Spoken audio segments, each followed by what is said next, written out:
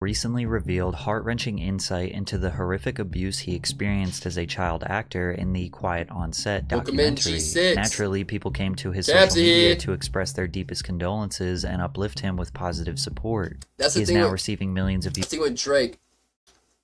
He got all the support, all this praise, and the documentary revived his career, but everyone forgot about the crimes, the terrible crimes against children that Drake Bell himself has committed. On his posts, seeing a massive uptick in music streams and even strategically entering new business endeavors after the boost in support from the documentary. However, just a few years ago, Drake was shunned by the entirety of social media. He was called a depraved predator after being found guilty for disseminating matter harmful to a juvenile. Most people wrote him off as a pedophile after these crimes came to light, but now after him...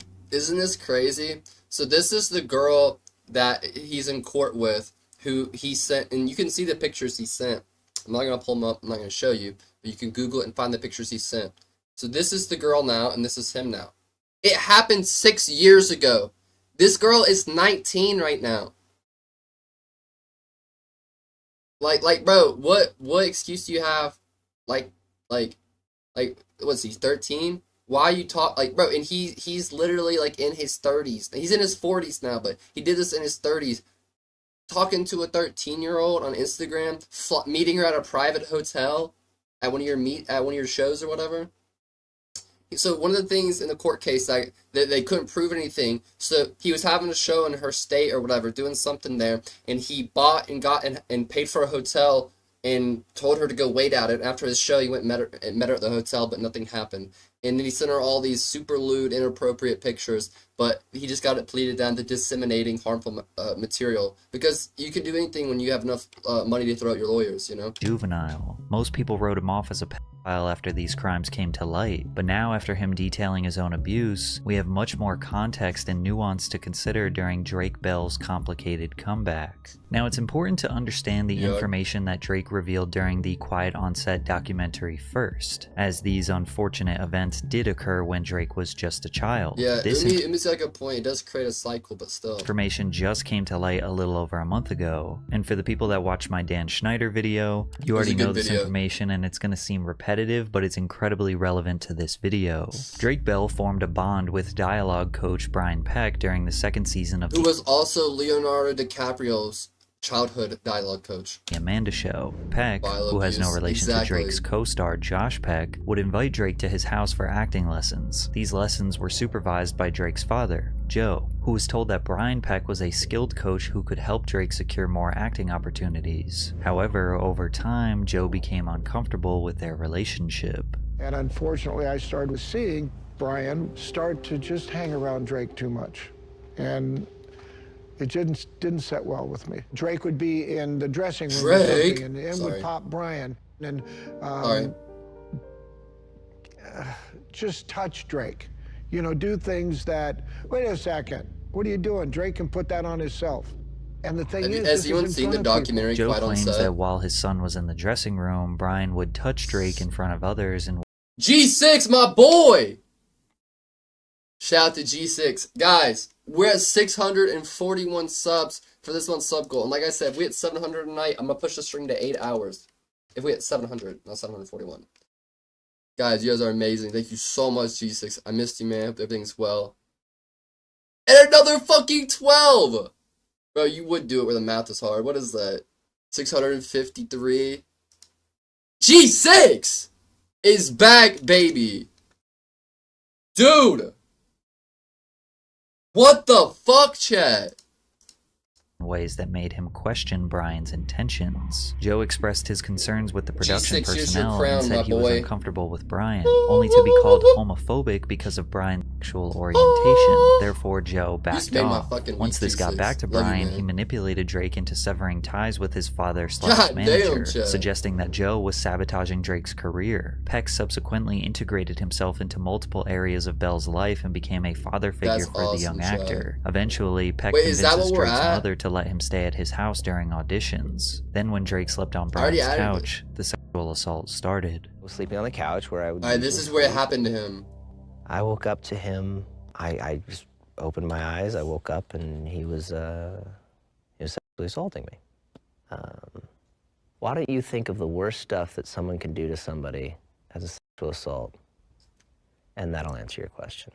Drake wouldn't tell anyone for several months. The abuse persisted until Drake began spending more time at a girlfriend's house. One day, when he was supposed to meet with Brian, Drake said he didn't want to hang out. Brian then started calling his phone nonstop. When Drake failed to answer, Brian obsessively started calling his girlfriend's house, which is when the girlfriend's mother suspected something was wrong and took Drake to her family therapist. He later detailed the abuse to his own mother, who called the police. I had to be excruciatingly detailed about every single thing and time that it had happened with two absolute strangers. The worst part was I had to make a phone call to Brian and get him to that's the admit worst what he'd part. done. Like when something really bad like that happens, you just being able to talk about it with all the shame and regret and PTSD from it. The police monitored a wired phone call with Brian, who broke into a full-on confession that led to his arrest. The investigation was conducted privately, and Bell remained unidentified to the public for several years due to his age at the time. During Brian Peck's trial, numerous prominent figures in the entertainment industry wrote letters of support vouching for his character. Many of them were people that Drake trusted and respected. Brian Peck was convicted of child molestation in 2004, pleading no contest to a charge of oral copulation with a minor under 16 and a charge of performing a lewd act with a 14 or 15-year-old. He spent only 16 months in prison and was mandated to register as a sex Listen to this part. A mere slap on the wrist for such a horrible crime.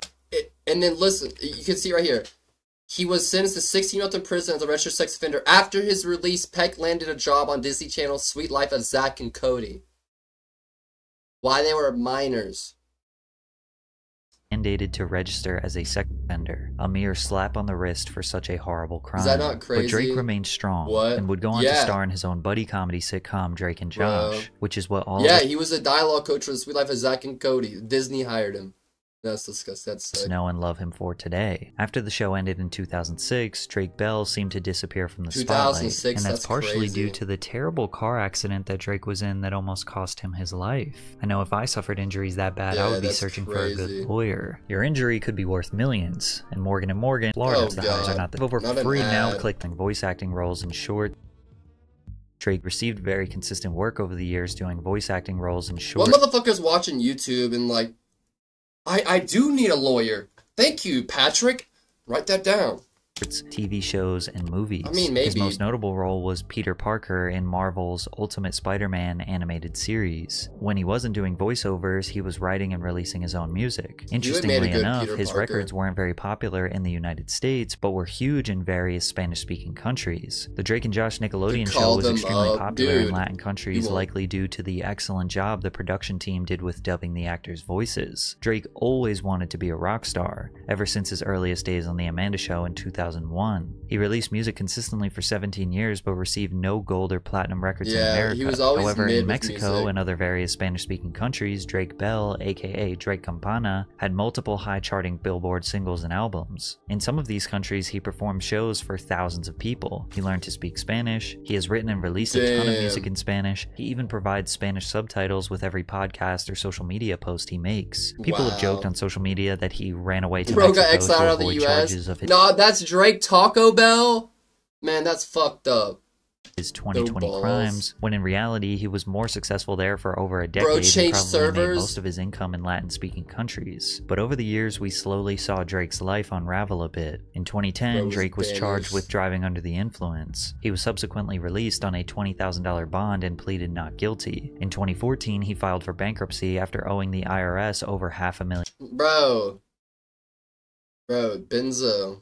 In taxes. The next year, police officers in Glendale, Los Angeles noticed Drake's car drifting lanes at an unsafe speed. The officers pulled Bell over and reported him smelling of alcohol before conducting a field sobriety test, which he failed. They promptly arrested him under suspicion of driving under the influence. Bell decided to plead guilty and was sentenced to 4 days in jail and 4 years probation, and he would be required to attend an alcohol education program. He only served They teach you how to drink and drive better there. 1 day in jail for good behavior. The following year, he posted 2 tweets about he was not invited to Josh Peck's wedding, which sent the media into a frenzy speculating that Drake and Josh had some sort of falling out. But a couple months later, they reassured everyone that there was no bad blood between them, and they even did some YouTube content together. In 2018 and 2019, they made a number of different content pieces Josh Peck is actually a piece of shit, chat. Together that secured millions of views. It really seemed like their relationship was as good as it can get. But you should know that today, all of these videos have been deleted from Josh's YouTube channel. And that happened roughly around the time Drake was outed by his abuser for allegedly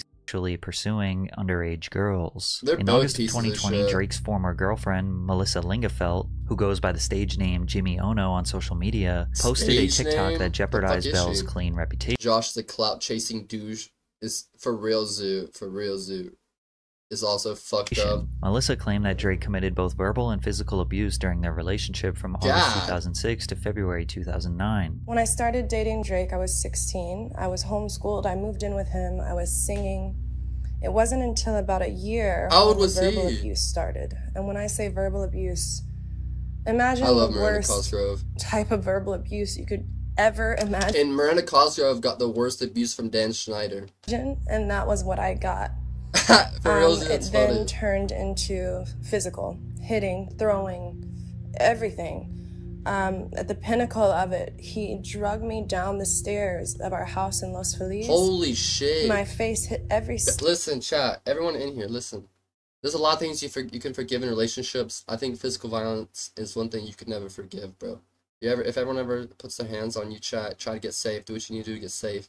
But definitely get away from that person forever. Like, no one should ever, like, think they have the right to, like, physically harm you or put pain on you like that. You know what I mean? Step on the way down. Like, that's just too much. I have photos of this. For sure. I don't even want to get into the underage girl. One time, 300 bits from my boy G6.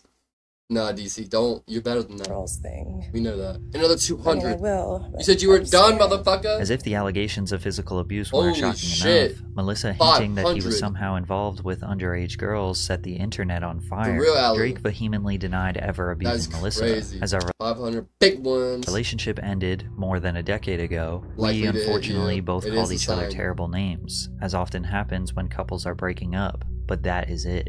Clearly, Melissa still felt close enough to me just last year that she was comfortable reaching out to ask me to provide her with financial support during a tough time, which I did. The public opinion on the situation was split. While many people reacted with empathy and support towards Melissa, recognizing the seriousness of domestic abuse, others were skeptical and expressed doubt about her claims, especially since Melissa failed to provide any concrete evidence against Drake. Plus, Drake made it seem like she was doing this expose for money, casting doubt on her intentions. It was purely a he said, she said situation, so her story's and Drake pretty rocky as far as Melissa, after spending weeks talking about the situation online, deleted all her videos and detached herself from the situation. But it only took a few months for more serious allegations to come to light and Drake's reputation to be permanently destroyed. On June 4th, 2021, Belle was arrested in Cleveland, Ohio on charges relating to attempted endangering of children and disseminating matter harmful to juveniles. For context, child endangerment occurs whenever a parent, guardian, or other adult caregiver allows a child to be placed or remain in a dangerous, unhealthy, or inappropriate situation. Disseminating matter harmful to juveniles means that a person has unlawfully ordered, offered, sold, displayed, or given pornographic or obscene material such as books, videos. He sexted and sent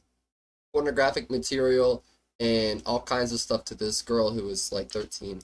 Messages, photos, etc. to someone under the age of 18. To simplify, he was being charged of G6, sexting a minor. However, the nature of the charges say that there was no sexual contact. According to the court documents, the date of the offense was December 1st, 2017. Belle was going to Cleveland, Ohio's The Odeon to perform a concert. Belle then seemingly invited the minor to his show in Cleveland. In the months leading up to the concert, Drake sent the victim inappropriate social media messages. The minor, who lived in Canada, attended Belle's concert in Cleveland. She and Belle met later that night at the Cleveland nightclub.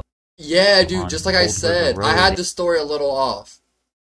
In the city's east bank of the Flats district. Mods, I don't have a mod in here, so fuck it. But G6, don't say that shit again, bro. October 2018, 10 months after the incident, the 15-year-old victim filed a report with her local police department in Canada regarding what had happened that night. This is all the information that was revealed in the case. I believe it. It's not. Don't make it a bigger deal than what it is, Chad. Just let it slide. I addressed it. Let it slide. Naturally, people were confused as far as this it being in chat. Like, just let it, like, type it. Let it slide up the. Was all extremely vague. Even news outlets were unable to discern what actually happened. Disseminating matter harmful to children. We don't have information on exactly what that is, but you can imagine a relationship between a 15-year-old girl and a 34-year-old man will let you draw your own conclusions. Then his ex Melissa, who accused him of abuse on TikTok 1 year prior, did an exclusive interview with the Daily Beast where she claimed that she observed I don't know how they have then the star of the documentary Quiet on Set, which is about underage minors getting preyed on by powerful people in Hollywood, have him on the main part of the documentary. I know he has valuable information on Nickelodeon, but, like, at the same time, he's no better than Dan Schneider. Like think about that. Is that not crazy? Bell's inappropriate behavior with minors firsthand. What he's being arrested for right now is a prime example of what I would witness. Him having inappropriate conversations online with underage girls. Jesus. Melissa said, I saw really questionable, crazy stuff on his computer. The stuff he'd be looking at was— And Uda. Sweet, sweet birthday girl Uda. Uda, bro, I sent you a picture of your birthday present today. I don't know if you saw my text. These statements, combined with the extremely vague court case details, fueled the narrative that Drake was a pedophile.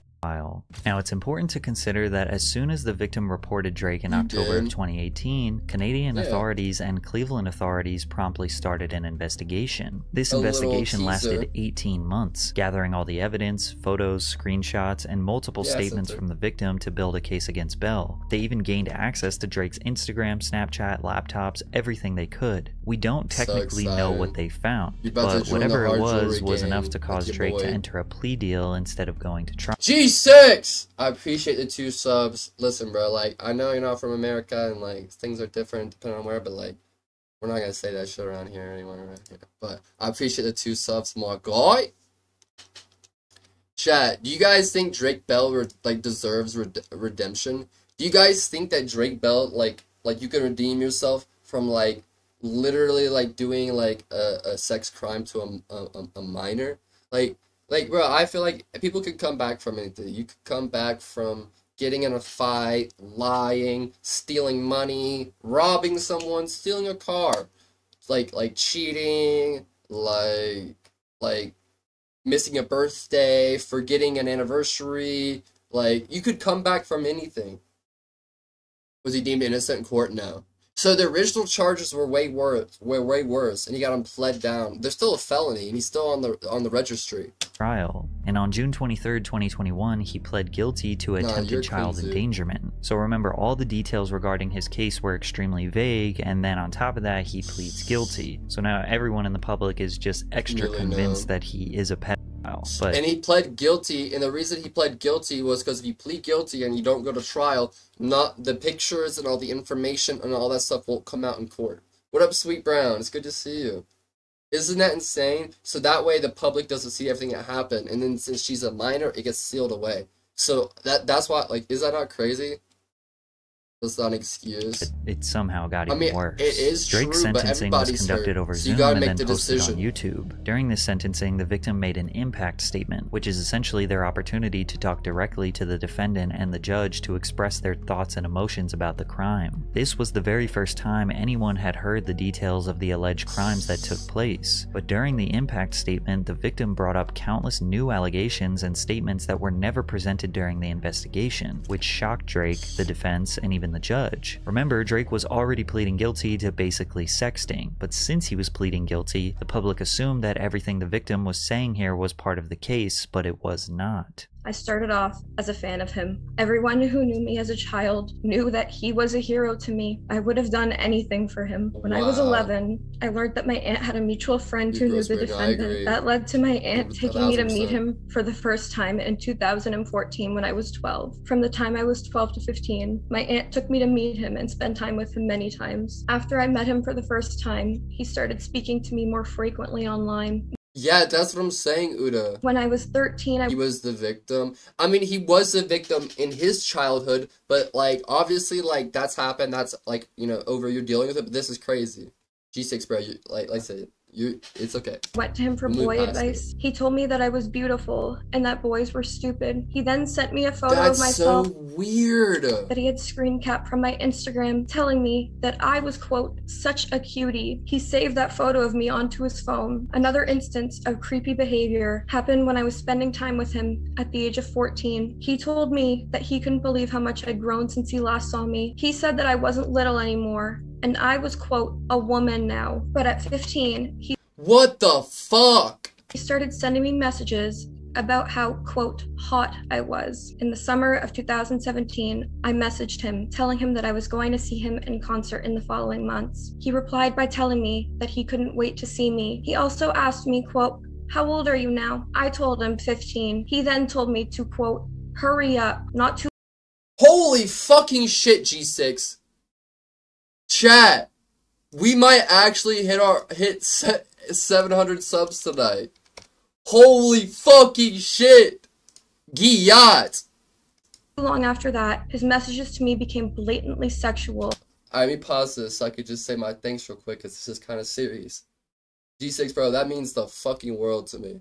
Bro, honestly, like I said, anytime anything bad happens in my life, chat always comes through with so much love and blessings. I told some people earlier, I was like, damn, like, my car started leaking oil again, and I literally just fixed it. I was like, fuck, dude. Like, that's gonna be a little bit, and like, bro, every time something bad happens, like, you guys come in here and reverse it without even knowing. Like, it's just like that energy. You guys just have that energy of blessing me. So thank you, G6, bro. Like, that's gonna be such a huge help. I fucking love you, man. Aside from Cleveland, the only other time that the defendant sexually assaulted me was in October of 2017. It happened in Illinois in the middle of a K.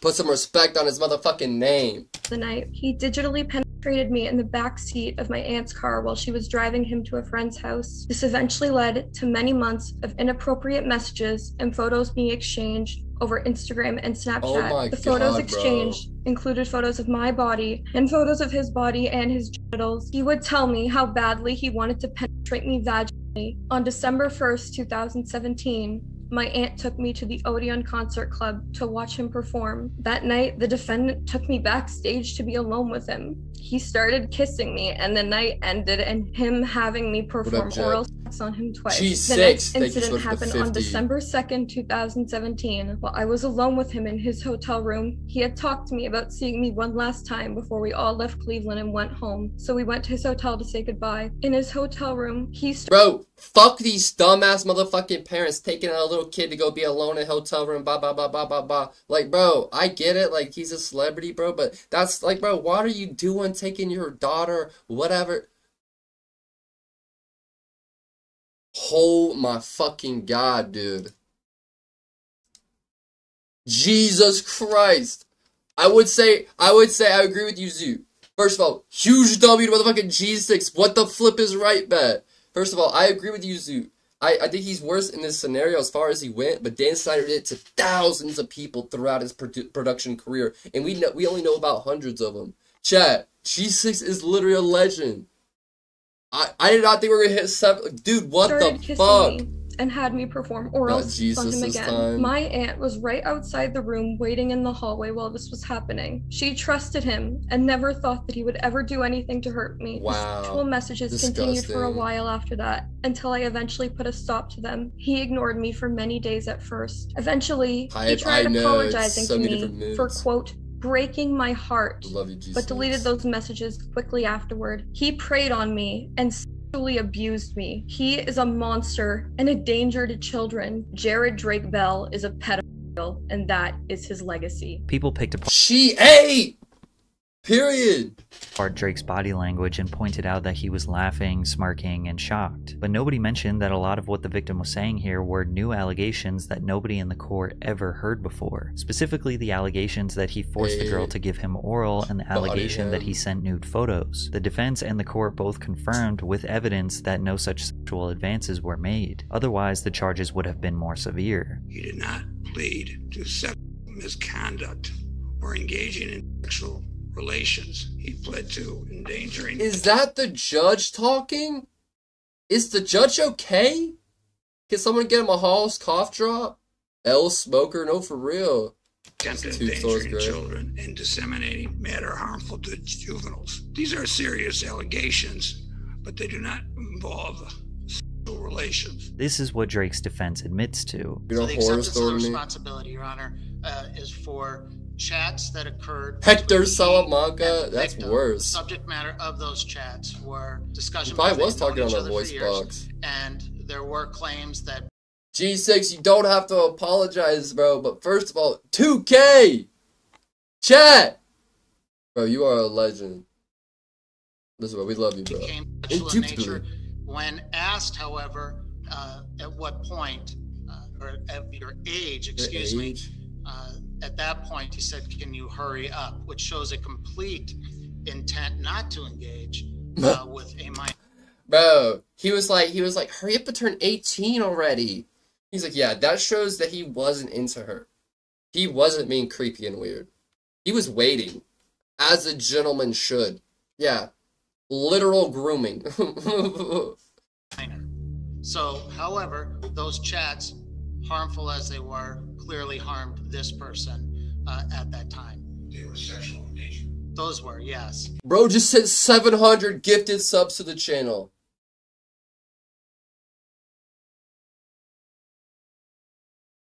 That's gotta be our number. He's gotta be number one. I don't.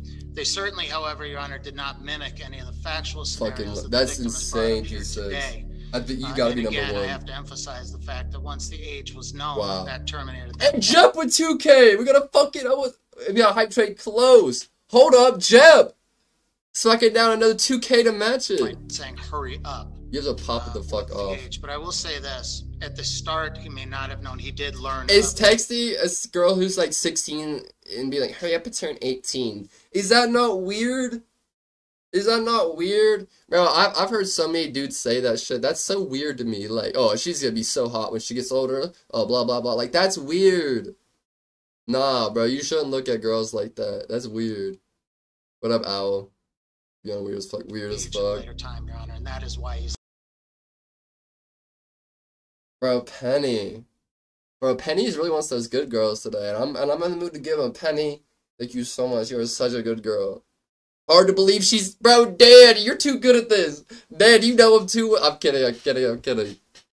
Bro, you so much for the 5. Guys, remember them attitude. We were 20 away from 700. Basically, Drake admits to conversing with a minor for years, even though he says he didn't know her age. Those conversations eventually turned sexual. Then when he asked for her age, she told him 15 and he said hurry up, then stopped all communication. When Drake stopped conversing with her, they claimed that flipped the young girl's world upside down and she started going after Drake's wife and threatening to expose him. They basically paint her as a crazy, obsessed, and jealous fan, which we don't really know if that's true or not. We can't say the victim is lying, and we don't know what evidence was found during the investigation because almost none of it was revealed to the public. But we do know she was bringing up new allegations in her impact statement that she did not formally bring up during the 18-month investigation. Therefore, they cannot be legally considered during sentencing. It's up for you to decide if she was just an obsessed fan that was jealous and trying to ruin his reputation, or if she is actually a victim of a corrupt legal system. Bell was sentenced to 2 years probation, 200 hours of community service in California, and cannot have any contact with the victim. He was not required to register as a sex offender. At the time, the public looked at Drake as a pedophile who got off with a slap on the wrist. Drake tried countless times to proclaim his innocence, but it didn't work. They claimed he fled to Mexico to avoid punishment when we established before that his career had always thrived in Mexico. Shortly after the sentencing, Josh Peck went on multiple podcasts claiming that him and Drake... Andy, sweetheart, thank you so much for the gift of sub. Not the candy. Were never friends, candy. and that they didn't really know each other off set. They were just co-workers who went their separate ways. And when I did my own research into the story, it seemed like a bold-faced lie, and Josh was trying to separate himself from Drake to avoid backlash. From there, Drake's life began spiraling out of control. On December 7th, 2022, eyewitnesses caught Drake in the driver's seat of his car inhaling a substance out of balloons. Bro, he's huffing helium.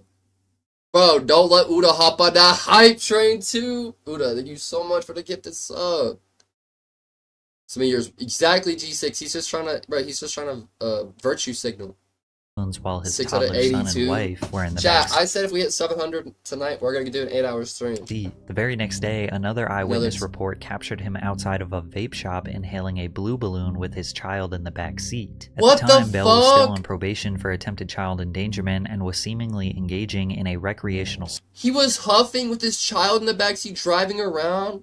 Substance known as whippets, where people inhale nitrous oxide from balloons, causing them to experience euphoria, hallucinogenic states, and relaxation. This drug is also extremely addictive and dangerous. The weird behavior continued on April 13th, 2023, when the Daytona Beach Police Department listed Drake Bell as missing and said he had been last seen before 9 p.m. on April 12th in the area of Mainland High School. The department's post noted what car Drake was likely driving, a 2022 gray BMW, and said he could be considered missing and endangered. TMZ obtained a 911 call where someone from Orlando PD explained why police were deeply concerned for Bell's well-being. Yeah, whippet abuse is insane. Basically, there is a celebrity who had a falling out with his wife. We got involved because the family, he's been texting the family in California saying that he's going to get drunk and himself, and he's in a hotel somewhere in Orlando. Drake tweeted shortly after he was seemingly located, "You leave your phone in the car and don't answer for a night, and this?" While Drake seemed fine given the circumstances, the following week his wife filed for divorce, citing irreconcilable differences. Per the petition, Janet asked for legal and physical custody of their son Jeremy, with Bell getting visitation rights. She also sought spousal support. Bell later revealed that he found out my wife filed for divorce from TMZ before promoting his new song, Going Away. In the song, Drake ironically sings about moving away to a remote island with his wife and son and starting a new life. Presumably unable to cope with the stress of losing his wife and child, eyewitnesses caught Drake using whippets once again on April 25th as he Bro, go home and use them! What the fuck? Is he tone deaf as fuck? Read the room. This is wild, bro. From a fully inflated balloon, merely days after the media publicized his divorce. When paparazzi asked him about it, this was his response. There's some photos that surfaced of you with red balloons. What do you think? What do you gotta say about that? Those balloons? You know, it is what it is. We'll figure it out. Everything's good? Yeah, everything's fantastic, man. Drake Bell was at the lowest point of his life. Drugs had taken over and he had nowhere left to turn but rehab. It's like he wants to be caught. I've never heard of whippets, really. I'm right. However, rehab changed his life more than he anticipated as he began to open up about his childhood abuse. But when I got into rehab, it was a really intense facility, and I went through a lot of grief counseling and trauma therapy and group therapy and one-on-one. I mean, it was all day. And Emily! 13 months! We just broke a year, girly! Thank you so much for the sub. Unearthing all of these things that I never talked about. Not only never talked about with strangers, but even with people I was close to, had never gotten that deep about things that I've experienced and things that have happened. And I was around so many people who, for the first time, had similar stories or incredible trauma in their lives and were opening up and sharing. And that was the first time that I really felt like I was in an environment that was comfortable enough to share and felt comfortable enough around people that weren't going to judge and that really just wanted to see you get better. Shortly after he got out of rehab, he was approached again by the producers of the Quiet on Set documentary, and he decided to share his story with the world. After hearing about Drake's abuse, the public did a 180 shift on him. His comment sections went from calling him a pedophile to sharing love, condolences, and positivity. People all of a sudden were empathetic. Some even used his past as an excuse for him allegedly engaging in inappropriate behavior with minors. They said things like Bell was a part of the cycle of abuse, and couldn't control what was happening to him. It's true that childhood abuse can have profound psychological effects on survivors, including trauma, depression, and PTSD. Children who grow up suffering abuse may learn abusive behavior as a means of coping or as a model for how relationships function. Approximately 1/3 of all individuals who are abused in childhood will become abusers themselves, according to a study. 1/3? By the National Institute of Justice. A survivor of childhood sexual abuse may try to undo that abuse by taking back power. Someone who has been abused can play the role of the more powerful person in the relationship in an attempt to overcome the powerlessness they felt. One day after the Quiet on Set documentary released, Drake released a song and music video called I Kind of Relate. The song starts off with the lyrics, "I found beauty in my pain. I'm running away from the abuse and all the shame, 'cause no one comes to my house anymore. No one knocks on my door." These lyrics are complemented with a visual of him as a child entering his on-set trailer with a grown man who likely represents Brian Peck, his abuser. Then the track quickly transitions to his infamous 2006 car crash, where 19-year-old Drake Bell was stopped at a red light and a driver fell asleep at the wheel going 60 miles per hour, then crashed into his 1966 Mustang head-on. Bell broke his jaw in 3 places, fractured his neck, and lost a bunch of teeth. The song continues, "I lost my path so long ago. In 2008, I found love in Mexico, because no one wants to hear me in the States, so I'm running away." However, Bell releasing this music video after the documentary made some people think he was being disingenuous, that he was essentially capitalizing off the publicity to sell a record. Others pointed out that he has been writing about the abuse in his music for years, like in his 2006 song In the End, where he wrote, "The monsters in your head have left you all to yourself. It's alright if ugly little things remind you of how it felt. Another day no one tells you what it means, what's in your way and poisoning your dreams, the darkest place that you've ever been." Or in his 2020 track, What Is Wrong? "Well, I wish I was a kid again. I would laugh and play like we did back then. Would I be afraid of all the monsters who just left me here in these abandoned rooms?" We all know that artists And another one from my boy. Let's go. 701. What's that put us at? Music based on their real life experiences, and this is Drake Bell's story to tell. Did he pre-plan this song and video to drop at the same time this documentary came out for strategic business purposes? He absolutely did. But it's pretty safe to assume that Drake would 100 out of 100 times choose to not have experienced this horrific trauma. He would have rather had a normal childhood. And if the tiny benefit is that he can make a song about his pain, then so be it. You could also argue that all the people who didn't want to hear his story until he came out about his own abuse are more disingenuous. Plus, the people that made the documentary are profiting off his story. Every YouTuber and TikToker and Twitch streamer talking about it from it. That does not diminish or devalue